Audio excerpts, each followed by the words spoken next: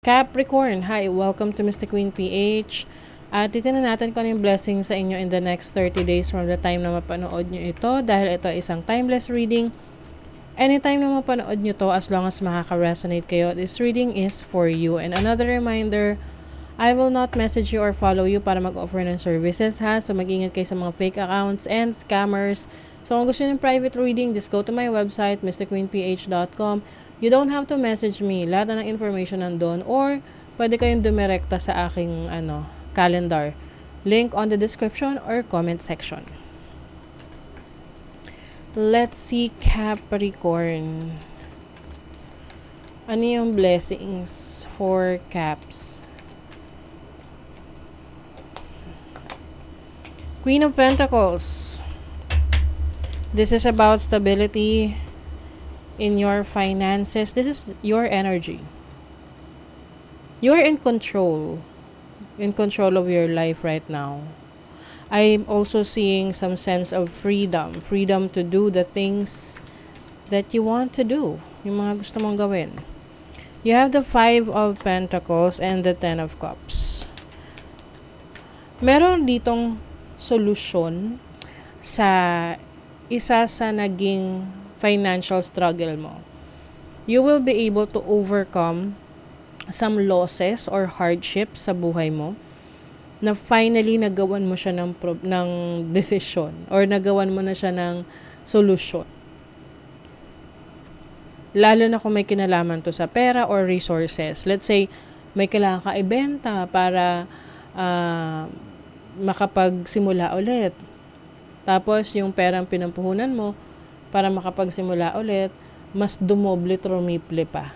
So, yun yung may mga sacrifices ka in the past. Or meron kang kailangang i-sacrifice para merong bumalik na mas magandang opportunity para sa'yo. Oh my God. Oh, you have the Death card. This is transformation. Things are changing for the better. This is a new beginning. New opportunity.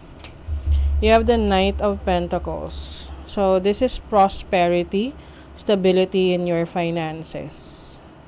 Meron ding investment. Some of you are going to invest sa real estate.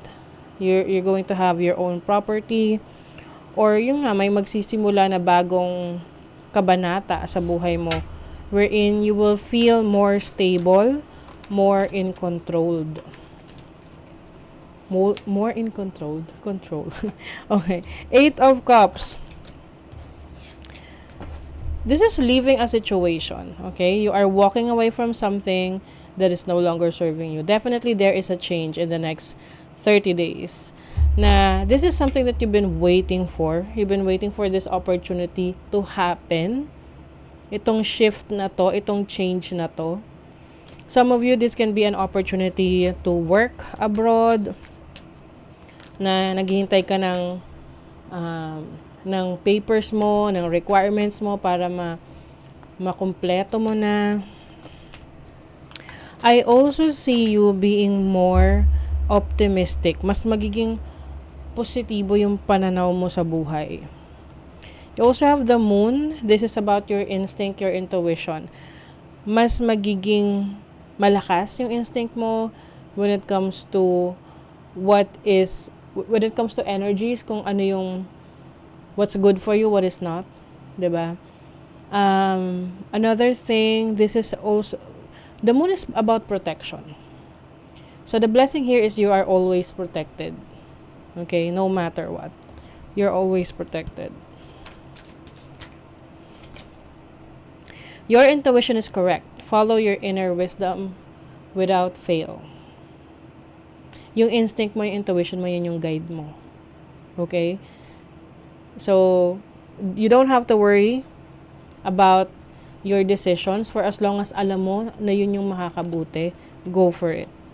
Choose to follow the path of forgiveness and raise your vibration. So, forgiving yourself from your mistakes, from the things that you did in the past, na wala ka na magagawa. Just focus on the present moment and enjoy your life, what you have right now.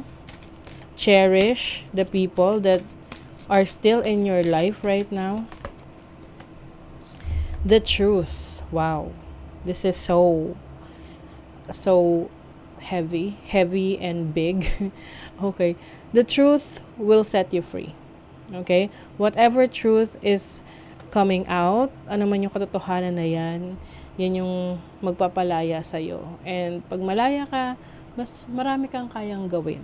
Okay? At mas madaling ma-achieve yung mga goals mo. So, that is your reading, Capricorn. Thank you so much. See you again.